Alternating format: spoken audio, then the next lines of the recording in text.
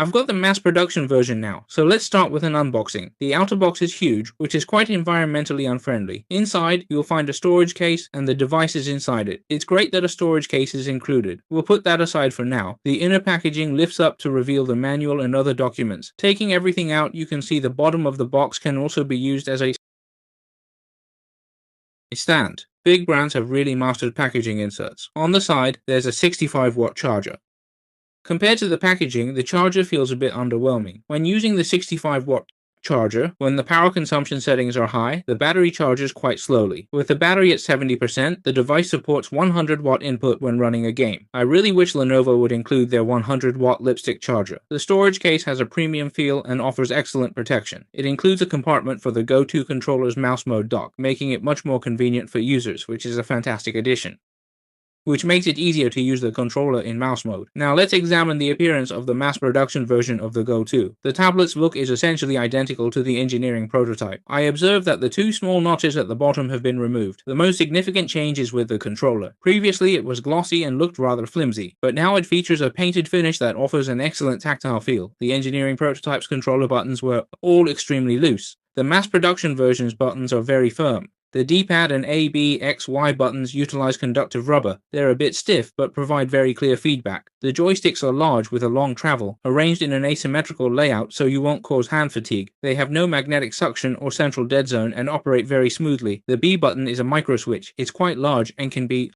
fully pressed. The triggers are linear, offering a long travel distance and a smooth press. There's a slight bit of pre-travel dead zone, but no post-travel dead zone. Next, let's talk about the numerous back buttons. The rear of the device features 4 back buttons, a mouse scroll wheel, and 2 additional side buttons. The back buttons have a moderate actuation force. On my earlier engineering prototype, the back buttons were also very loose and would easily trigger with minimal pressure. On the mass production controller, it's much better. From my experience, the side buttons can be accidentally pressed. You can avoid this by not assigning functions to them in the gamepad mode of the controller mapping settings. And the touchpad is much smoother than the prototypes, especially the haptic feedback. The prototypes was just a crude vibration, but the mass production version gives very pleasant feedback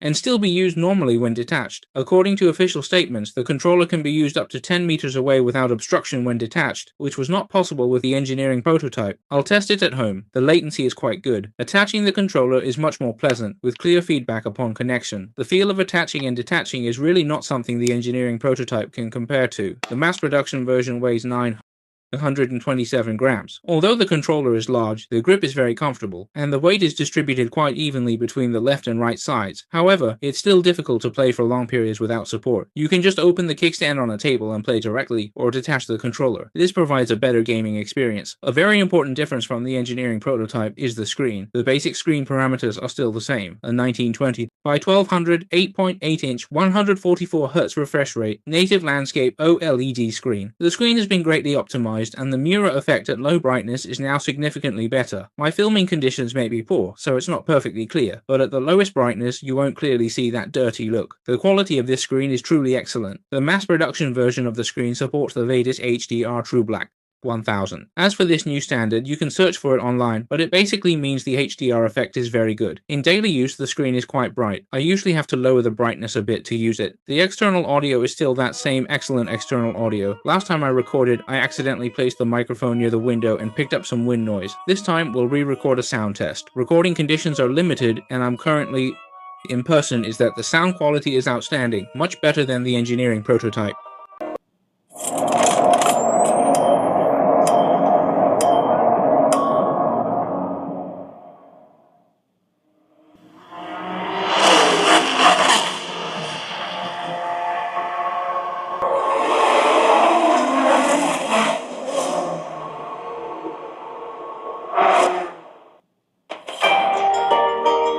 按下 Enter 已开始，按下 X 使用辅助功能。previously unconfirmed designation has now been updated. This machine boasts 32GB of RAM and a 2TB SSD. I conducted several performance benchmarks as well. It utilizes Lenovo's most recent proprietary driver, and in a 30-watt test on TimeSpy, the CPU scored 9109, GPU 3674. With Ludashi at 30 watts, CPU scored 640,000, GPU 169,000. Now for classic game benchmarks. Forza Horizon 5 at 30 watts, 1080p high preset 74 frames, Cyberpunk 2077 at 30 watts, 1080p high preset 40 frames. Black Myth Wukong at 30 watts, 1200p low preset 53 frames. Tomb Raider at 30 watts, 1080p high preset 49 frames. Ghost Recon Breakpoint at 30 watts, 1200p low preset 70.8 frames. Performance isn't much different from my previous work machine, just slightly better. I spoke with Lenovo and they said they're still optimizing the drivers for even better performance. We've explored the Legion Go 2's performance quite extensively already, but now let's delve into something new. In our earlier video about the original Legion Go, we brought up the Steam OS, specifically optimized for it with compatible design. Naturally, the Legion Go 2 couldn't be without it. You can simply install it directly using the official Steam OS firmware package.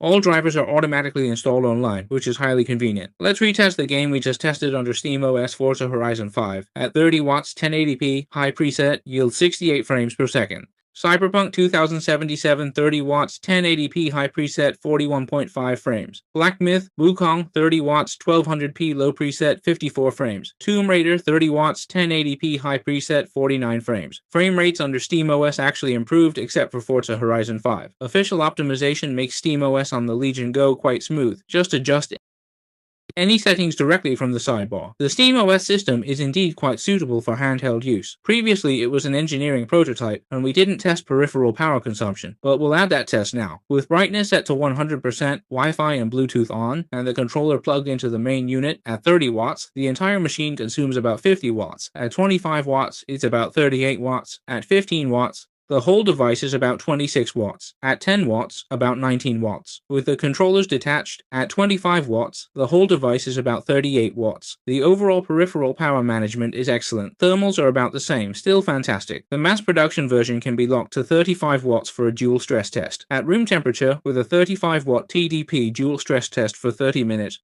the core temp was only 68 degrees. I found a quiet spot to test fan noise. At 35 watts, max fan speed during a dual stress test, it only hit about 46 decibels, which is excellent. The mass production version is simply more complete and refined in every aspect compared to the engineering prototype. Of course, that goes without saying. The engineering prototype essentially displayed about 70% of the mass production version's full capability.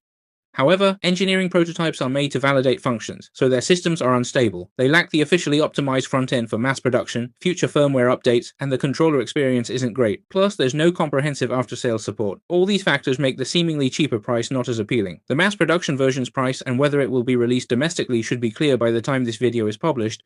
Not everyone possesses the skill to troubleshoot complex issues with an engineering prototype. I genuinely hope it'll be released domestically. This handheld featuring detachable controllers boasts an exceptional screen and audio experience. Additionally, it supports the officially adapted Steam OS, and in time, it might even run a dedicated Xbox One system crafted specifically for handhelds, providing users with a truly unique and distinct experience. Handheld devices. It provides the versatility of both a tablet and a handheld. One device yields two different uses, and that sounds like a good deal. All in all, the Legion Go 2 from Lenovo is a machine I genuinely appreciate, as it's considerably better than the previous generation Go. Lenovo themselves clearly understand the nature of the product they've developed and are truly committed to enhancing it further. Finally, I want to thank Lenovo for granting me this testing opportunity, which allowed me to experience the superior Legion Go 2. Well, that concludes this video.